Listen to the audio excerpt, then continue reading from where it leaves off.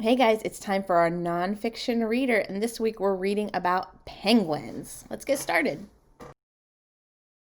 This is our table of contents, which just tells us what we're going to learn about. We have the emperor penguin, a macaroni penguin, king penguin, Adelie penguin, chinstrap penguin, a little blue penguin, the rock copper penguin, and then our glossary. Let's learn about the emperor. So there are 17 different species of penguins in the world, but all types of penguins have a few things in common. They all have feathers, lay eggs, and are warm-blooded. Although you may see penguins at the zoo or aquarium, in the wild, they all live in the southern hemisphere. There is a false assumption that all penguins live in extremely cold temperatures. This is just not true. Africa, Australia, and South America are home to penguins too. Some penguins can even be found on warm beaches. The most well-known kind of penguin, and also the largest, is the emperor penguin. Standing at almost 4 feet tall, the emperor penguin is the only animal that can withstand the extreme conditions of the open ice in Antarctica during the winter. Males are in charge of the egg, while the female goes back on a long excursion to bring back food from the ocean. While dad balances the egg on his feet under his brood pouch, mothers are fishing in the ocean. The mother will be gone for 2 whole months. Next up is the macaroni penguin. In sharp contrast to the emperor, the adult macaroni penguin will weigh only 12 pounds. One of the 6 crested penguins, the macaroni penguin got his name for the bright yellow crests on his head. He will spend 6 months out of the year in the ocean hunting for small fish and crustaceans. Like other penguins, he will also swallow rocks to help break up the shells from the crustaceans. They can hold their breath for up to 2 minutes to dive a couple of hundred feet down into the ocean for food. When on land and laying eggs, the female will usually lay 2 eggs at a time. She will abandon the smaller egg and only take care of the larger one. Since eggs need to be incubated for a young to hatch, there will only be 1 baby penguin.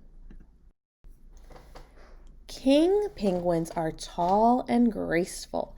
They are the second largest penguin and can be found on the rocky shores of Antarctica. King penguins, who look similar to the emperor penguins, also don't build nests for their eggs. They keep the egg incubated on the top of their feet. The mother and father will take turns with the egg so that the other penguin can hunt for food. Baby king penguins will remain with their parents for about a year. Early explorers were confused when they saw baby king penguins because they look so different from their parents. Look at that cute little baby king penguin. They are extremely fluffy and brown. Their black and white feathers will grow in about the time that they become independent of their parents. Like other penguin species, Adelie penguins are excellent swimmers. They are the smallest of the penguins on Antarctica, but they're known for their feistiness. They'll use their flippers to slap at predators or researchers that they think are getting too close for comfort. The black back and white belly of the penguin serves as great camouflage while in the dark water. The Adelie penguins' bodies are shaped perfectly to glide through the freezing water, and their strong flippers drive them swiftly in pursuit of their prey.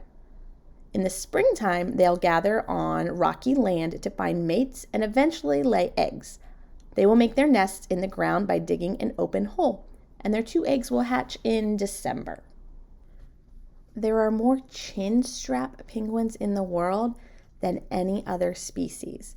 They are known to gather on Antarctic islands in groups up to 1 million birds.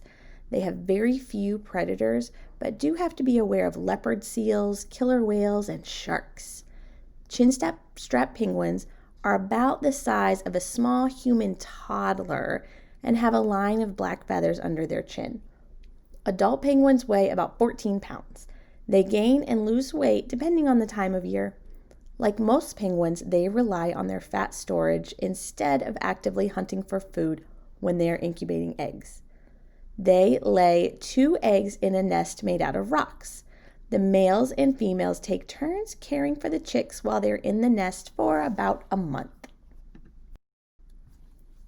The little blue penguin, also known as the fairy penguin, has rightfully earned its name. A full-grown adult weighs only 2.5 pounds. I can't believe that's actually a penguin. Their bellies are white and the rest of their feathers have a blue tint to them. In order to protect themselves, the little blue penguins are very loud, especially at night. This behavior is to give the impression that they are larger than they really are. Little blue penguins also come back to the shore at dusk in groups. This is similar to a herd in the safari of Africa. An animal is less likely to get attacked when he is with others. Little blue penguins inhabit the coast of southern Australia and New Zealand. Their main predator in Australia is actually domesticated cats. They tend to inhabit islands where humans don't live. And last, we're going to learn about the rockhopper penguin. The rockhopper penguin is closely related to both the royal penguin and the macaroni penguin. These types of penguins all enjoy hopping around on rocks instead of tobogganing on their bellies like other penguins. They are not very swift on land, but are great swimmers. Did you know that rockhopper penguins can sleep while floating in the water? Rockhopper penguins are very protective of their young. Their only land predator is a type of bird known as the brown skua. The true threats to rockhopper penguins are the result of human actions. Fishermen and oil spills have taken a huge toll on rockhopper numbers. One type of the rockhopper penguin is even on the endangered list. The last page is the glossary, and that's where all of the definitions of the words that were underlined and in bold print throughout the book, you can find them here. So if you don't know what they mean, this is where you look, and that's at the end of a lot of nonfiction reading books.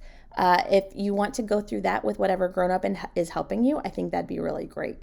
Now, I want you to think about your favorite thing that you learned about penguins.